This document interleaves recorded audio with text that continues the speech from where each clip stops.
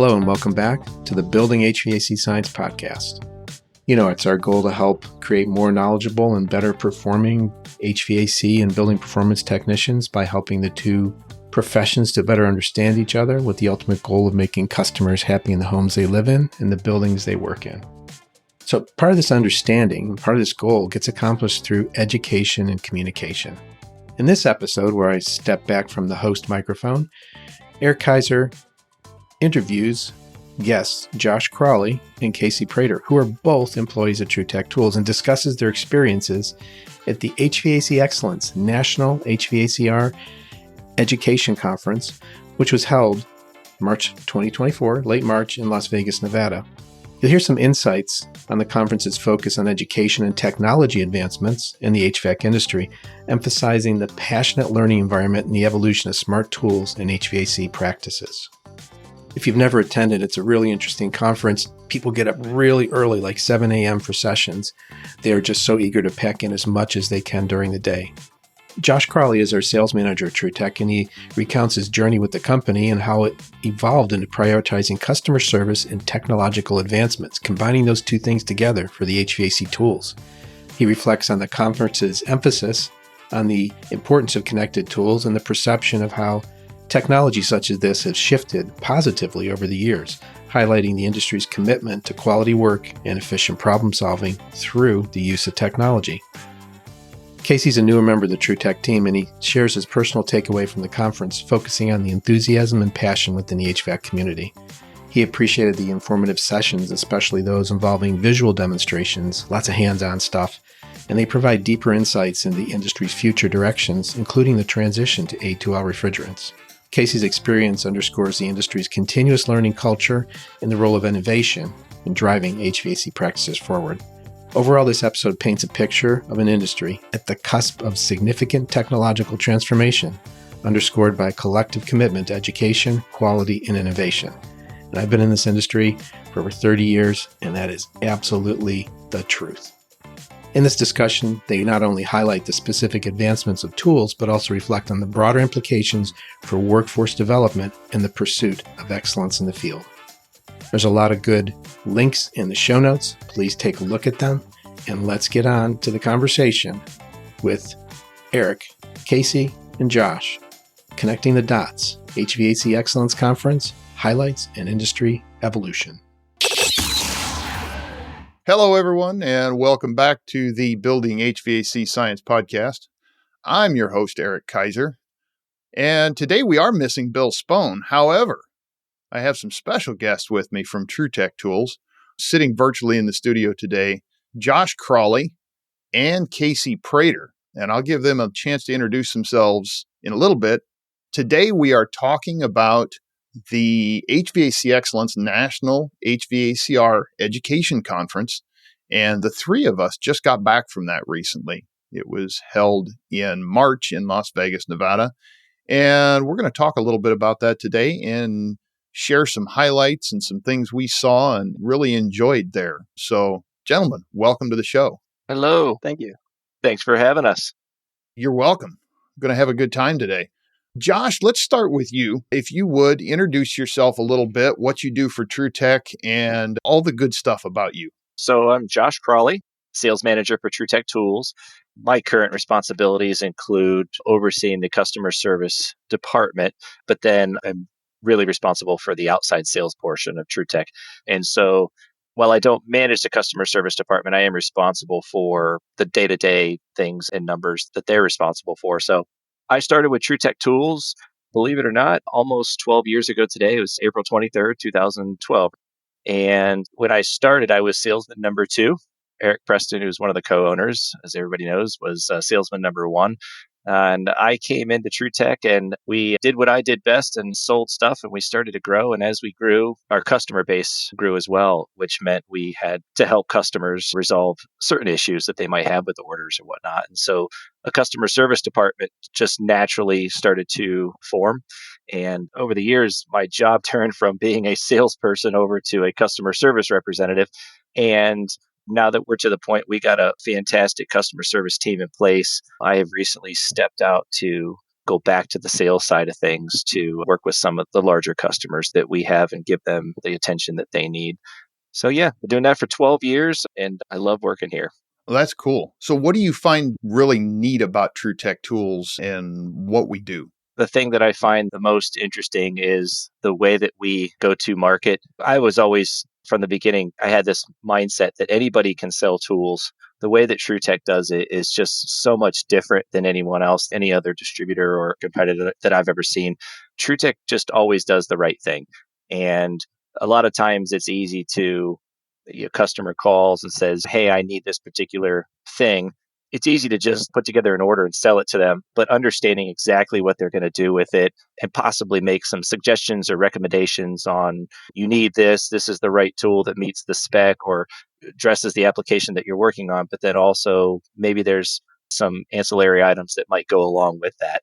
And being able to understand all that and then help the customer improve their process, make sure they got the right tools, I think is just such a value add. And then doing that with a heart and making sure that you're doing the right thing is a really good feeling. I've never worked for a company that was so all about doing the right thing for their customer. A lot of times companies are in business just to make money. TruTech is in business to help people, and we just happen to make money along the way. Well, very nice. Thanks, Josh. And Casey, over to you. I want to know a little bit about you and tell us a little bit about you and your journey with TruTech. My journey with TruTech actually comes from the inception of TruTech itself. Jim Bergman, which was him and his father, which was the founders of TruTech. I played soccer with Jim's son. And then my stepfather, Bill Sutherland, became the first employee of TruTech back 15, 16 years ago. I've always been around since the very beginning of TruTech. Saw it start in Jim's basement all the way to this pretty good sized warehouse in Mogador. So it's pretty cool. I came part of the team about 2 years ago. Started out in the warehouse and then moved up to sales and customer service. I'm the newest member of that team. And just reiterate what Josh just said. I've never worked for a company that is so transparent and so dedicated to doing the right thing by their customers. And yeah, it's something that I'm very excited to be a part of for sure. Very nice. I'm glad to hear that a lot of my experience is being mirrored with that too. Let's move on to the conference this year. This was your first trip to the conference, Casey. What were some of your thoughts going in and some of your thoughts coming out of it after you'd been there? I'm always excited to go to these shows. I like traveling. I like being a representative of the company. I went to the iHockey show last year. That was my first trip for TruTech, and it showed me a lot. So I was thinking kind of like that show, which is a lot of early technicians and contractors trying to get into the industry. This one was totally different. This was more of an expert level kind of conference, which was really, really cool for me. I got to experience what these educators and these contractors, the enthusiasm they all share for this industry. And it's very contagious. It really is. That's the biggest thing I came away with. Not only did I learn a crazy amount of stuff, but that enthusiasm I got to see in everyone's eyes when they would spark up when they started talking about it was really contagious to me. This is an annual conference that's put on by the ESCO Group or HVAC Excellence. And it's sessions that are really geared towards educators in the industry and people that are going out and training and educating on a daily basis, whether it be in a trade school or in a contractor role, they're educating at the contractor role. So there's a varied amount of people here, but you got to set into some of the sessions and go visit some of these sessions. What did you take away? What were some of the useful things you took away from those sessions? The visual demonstrations of a lot of them really helped me because, you can hear about this stuff in this industry a lot, but until you really see it and see these tools in action and stuff, it doesn't connect until you see it. You and Sam Myers had a great class with the duct testing and stuff like that. And I found that to be so informative just to see it in action. But yeah, it was mainly just the visualization of all this stuff in the industry. Everything's invisible. A lot of this stuff's invisible in this industry. So it's hard to wrap your head around until you actually see it in action. And we talk about that invisibility some, but that's a very good point, is that a lot of the things we try to work on, that's why we have to have all the tools and the instruments, is to be able to make the invisible things visible. Exactly. What was your favorite session that you went to in the conference? Favorite session? Ty Brenneman is just a fun guy. He's a fun guy to sit in with. And that goes back to, he was teaching the invisibility. That was his class. And I thought that was so much fun. Really connecting with Generation Z. That was his big thing and somewhere I can relate. It was really cool. And then as the industry is changing to the A2L refrigerants and stuff, it was really nice to hear these experts talk about these next coming stages of the industry. So was that your first time getting to see Ty do any presenting? It was, yep. That was actually one of the people Bill was like, hey, I want you to go see him. That's awesome. And Bill did. I mean, Bill helped to steer all of us, and Bill's really very good about that. Like he'll say, hey, I think you should go here. I think you should go there. This is going to be a really useful thing for you. Go learn more about this. And that's so great to work for a person like that from my aspect. But yeah, Ty is a real treat to watch train. And like you said, he's amazing at bringing things to life and showing us how they work, but making it visible. So a huge asset to the industry. For you and for our listeners out there, if you haven't checked out Ty's YouTube channel, Ty Brannaman has a YouTube channel called Love, the word love, the number 2 HVAC. And you can find that on YouTube, and it is a phenomenal channel. He's just got tons of stuff on there. He's also got things on Facebook and TikTok and all kinds of different social media channels that he puts things out on for education purposes, and just has a huge passion for the industry that is not mirrored in many people out there. So happy to know him and get to see him work. Yeah, it was a pleasure meeting him, that's for sure. I'm glad you got to meet him and talk to him a little bit. Yeah, he's a great guy. A little bit, yeah. Always willing to help anybody out. All right, Josh, you're up. You look like you're chomping at the bit over there, ready to go. So correct me if I'm wrong. You've been to the conference before, right? Yeah, the last time I was at this conference was about 8 or 9 years ago. And I kept bringing this up, but the thing that I found the most interesting was the last time I was there was when the Bluetooth connected probes started to come out. Testo came out with their first set of smart probes way back when, and we would come to the show, we'd bring all the fun toys, and on the table was the Testo smart probes.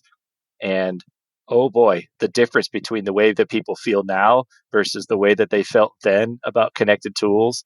I remember hearing comments back then like, no way, I'll never have students using phones or tablets in my class. They have to learn the old way. Analog gauges is the way. And it's just such a different mindset now. There's so many manufacturers offer that selection of connected tools, and the educators they're all about them. They're using them in their class, they're using tablets, and that was really interesting to see that takeaway. But the one thing that has not gone away, like Casey mentioned, was the passion for learning. I kept hearing that over and over throughout the show. There were times that I even think you even said it one time. It was a question that came up in one of the classes, and whoever asked the question, they asked it of me and I didn't have the answer. So rather than letting it sit, I came and got you, or sometimes I'd get whoever needed to answer that question, and I would get those people connected so that we could close that gap. But the words I kept hearing over and over is, we're here to learn. Let's go do this. I think there was learning across the board. I did not expect to learn as much as I did. Usually when I go to a show, you man a trade show booth, you talk to people, you go home, and I always go home and think, man, I wish I would have taken more classes. And the way that this show was structured, we got to take classes all morning. There was no pressure to be at the booth. I didn't feel like I was missing anything. So I think the first day, it was like 5 to 6 classes that I took, anywhere from like the A2L class. I took a leadership class. Combustion chemistry was an interesting course, which I believe you may know that instructor, Eric? Maybe a little bit, yeah. Just a little bit. But the most interesting one that I took was the ACA Design Series, which was taught by Ed Janowski. I'm saying the name right? Jonawak. Okay. So sorry, Ed. But yeah, that was really cool. I really enjoyed that class just because manual J, S, D, and T are a little bit foreign to me. They're not being a tool salesman. I don't need to use those in my line of work. But those books have always been somewhat intimidating to me. And the way that he taught the class, and then talking to Chris Hughes from the Energy Conservatory, those two made me feel, I would just say it this way, they aroused my interest in those books and made me want to read them and suppress my fears of understanding what was in them. So it motivated me to probably pick up those books and dive into them a little bit. Well, that's awesome, because those books are the foundation, especially of residential system design, and they work together as a system. And I'm pretty confident in saying that I'm betting you took that away from that class, was that you got to use all of them together. Each one is a component. Exactly. Each one, it's not just, you got manual J, which is talking about your BTUs in and out, manual S, the airflow side of things. T, I believe, had to do with the grill types and the air that goes through the register. And then D for duct sizing. It all started to make sense as opposed to just having these manuals out there that are intimidating that I never really paid attention to. Like I said, piqued my interest to want to understand a little bit more about them. And then it was also interesting hearing Chris Hughes' side of things, because in the ResNet 310 course, Chris brought up that the manual T was one of those that a lot of people aren't familiar with. And I had never even heard of manual T until Ed brought it up in the class. And then Chris was talking in the ResNet class that has become his favorite one. And so, again, two different sources that really piqued my interest. Yeah, I would agree with that sentiment that Manual T is an unused and unknown book. It's not widely taught anywhere, in my experience. And for those of you who don't understand what we're talking about, Manual T is all about, as Josh said, the grill and diffuser selection. But it's called air distribution, but it's the distribution of air in the living space. How does that get delivered to the occupants of the living space and to keep them comfortable? Because we really don't want to blow air onto people all the time. And we need to put air in certain places to be able to keep that room comfortable. It's a very, very important tool that is widely underutilized. And because it's underutilized, we end up with a lot of comfort problems out here. It made sense. You could have 100 CFM of measured free air coming out of a supply boot, but then depending on what register the homeowner decides to put on there, it's going to change that. Could change it drastically depending on how decorative it is. Yeah, it's amazing. It'll change where the air goes, how it flows, what it hits. It can change completely how comfortable that room is. And changing registers out, if they've been designed properly, can actually be a really detrimental thing to comfort. It can be dangerous to the comfort and the quality of comfort in the space. So that's very cool. I'm glad you got to see that. What are some things you think that our listeners should pay attention to in this? Because we do have a fair number of people out there in our listening world that educate and teach. What do you think some of our listeners should pay attention to in this conference in the future? It's a good question. I think that the classes that they offered this year were pretty diverse.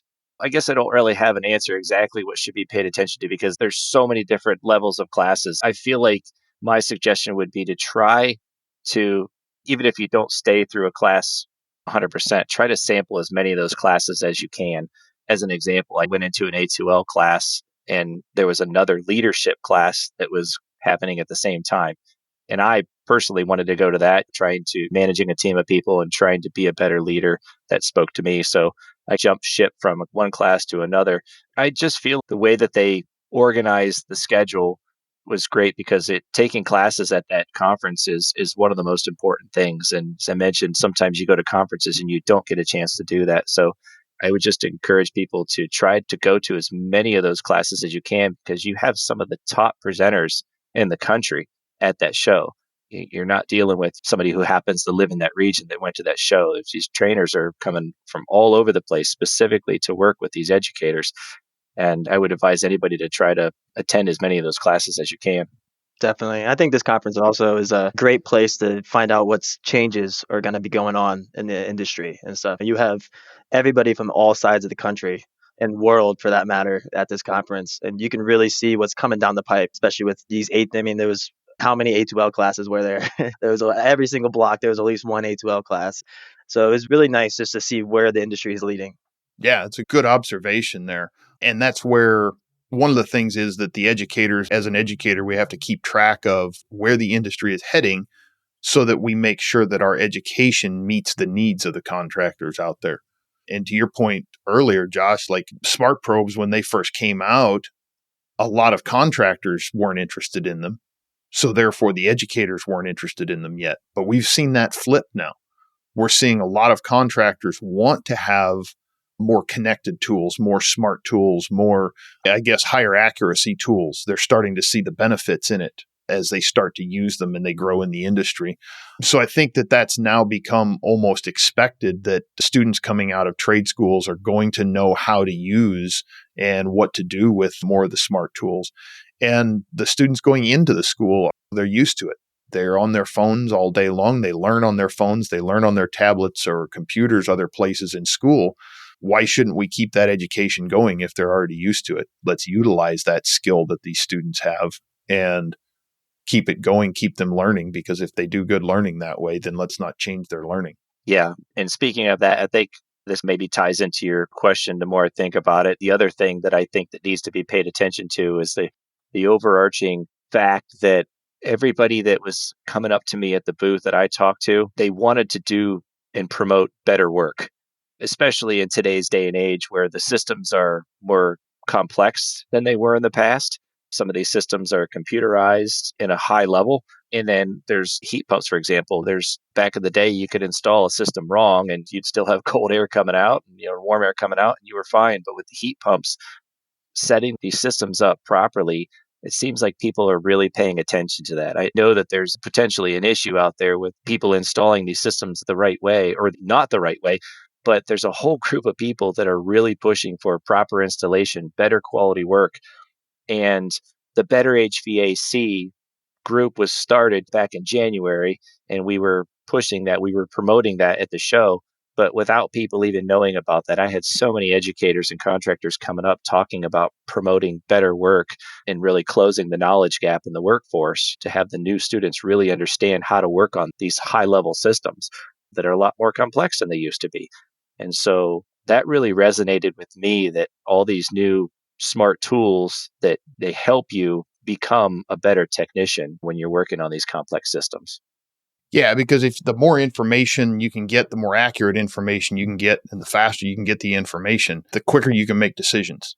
And that's one of the things that I've seen that these tools could do for me in the field is get me the information quicker. I didn't have to spend so much time, maybe even just walking around or looking at different displays and then writing things down and doing math to get a piece of information that the tool now does the math for me, or the tools are making the calculations. And that's been a big change in the industry. I really like what you said about the newer equipment, because I think you're right. The understanding for instructors and trainers, especially understanding how the new equipment works is important, because if the trainer doesn't understand how something works, they can't really train somebody to work on it. That's a really big thing. Josh, I'm interested to see, when you went, you said 8 or 9 years ago, how many people were at that conference? Oh boy, Eric, honestly, I don't know, but I could tell you that the show hall felt busier than it did years ago. When those doors would open, you could even look at some of the follow-up pictures. There was quite the crowd in that room. And that was one of the cons to the show. Is I really wish I would have had more of a chance to connect with more of the people that were there. Being such a busy show, you go through the motions, and at the end of the night, you're exhausted. And then I left and I don't think I talked to probably 50% of the people that were there. So that was one of the things that I noticed, is the attendance just seemed to be up and the attitudes were very positive. Yeah, and that's where I was going with that. That attendance has actually grown a lot at that show. Last year was the first time I think they hit 1,000. I think they broke 1,100 last year in 2023. And then this year in 2024, they broke 1,200 attendees at the show. So it has grown a lot. And I think probably 8 or 9 years ago, they were probably somewhere at that 600 to 800 attendees range, if I remember correctly. It's hard to imagine after being there for the first time, having half the amount of people there. It was full. It's very full. And it's been growing every year steadily, as if I remember the show numbers. So what did you think, Casey? Is there anything specific that you would like to see more of?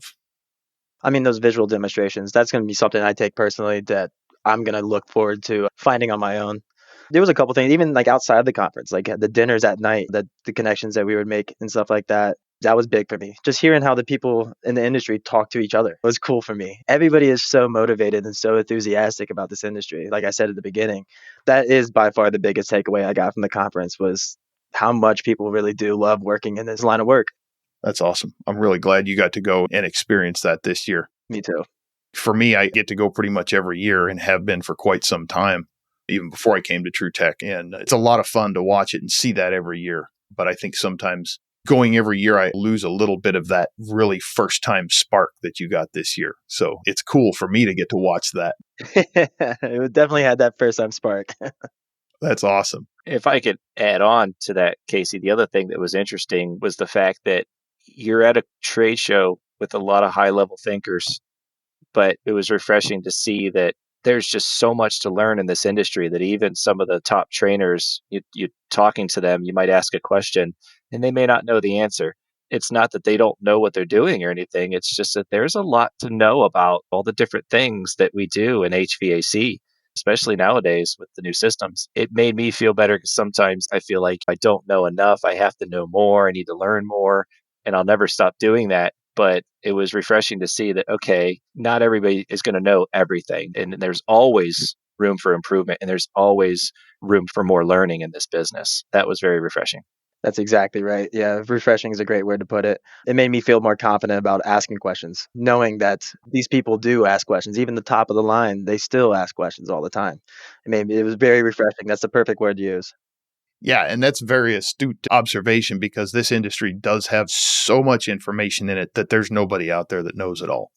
It's a full-time job just to keep up with if you had to try to keep up with everything new going on in the industry, you just wouldn't have time to do anything else. So you have to pick a niche and stick with it. That's really great to hear you guys had such a good time. Any other thoughts before we close this out? Yeah, I guess in conclusion, I'm really feel fortunate to be a part of this team at TruTech and being able to get these opportunities to learn that TruTech's been giving me. It's just amazing. The industry is really, really cool. There's some fantastic people in this industry, and I'm just looking forward to grow with the company, grow with inside the industry. I'm just looking forward to the future. Awesome. How about you, Josh? Well, I couldn't have said it better. Same as it, just to tail off what I just said. I really look forward to continuing to broaden my knowledge of this industry so that I can be a better representative of the tools that we sell at TruTech. I've been very excited to be a part of this team over the years and to see things evolve like they have and bring all these new people on board and continue to grow the company in such a great way. It's been really nice. And I look forward to more of these shows like this. This was, at first, I hadn't been there in so long. I was a little bit nervous going, but leaving the show, I felt like I wanted more. So I'm actually looking forward to it next year. So that's awesome. So everybody out there, if you go to the HVAC Excellence Conference next year, you might see Josh or Casey there. Or if you call into TruTech, you might actually talk to one of them on the phone. You never know. I look forward to it. Thank you very much, both of you, for coming on today. I really enjoyed our time, and we'll see you guys next time on the Building HVAC Science Podcast. Thanks, Eric.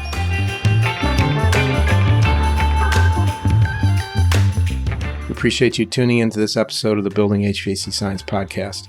I also host the Res Talk podcast where you can learn more about the world of home energy ratings and all the great things going on there and the peripheral topics.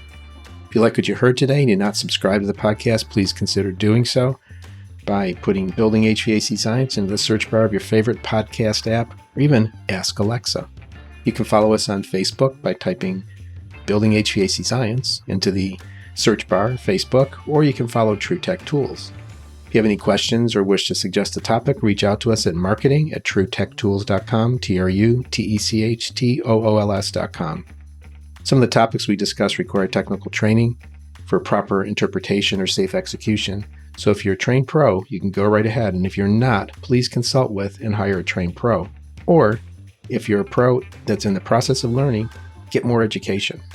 The Building HVAC Science Podcast is a production of TruTech Tools Limited. In full disclosure, I'm a co-owner of TruTech, and the opinions voiced are those of my guests, my co-host, or myself, depending on who is speaking, of course. And if you're in the market for tools or test instruments mentioned in our podcast, take a look at our company, TruTech Tools carries, TruTechTools.com, and you can use the offer code HVACBS for a nice discount. I want to thank you for listening to this podcast and following us. Please click subscribe to make sure you're up to date on all that's happening in the world of building HVAC science. Thanks again for listening, and take care. Until next time.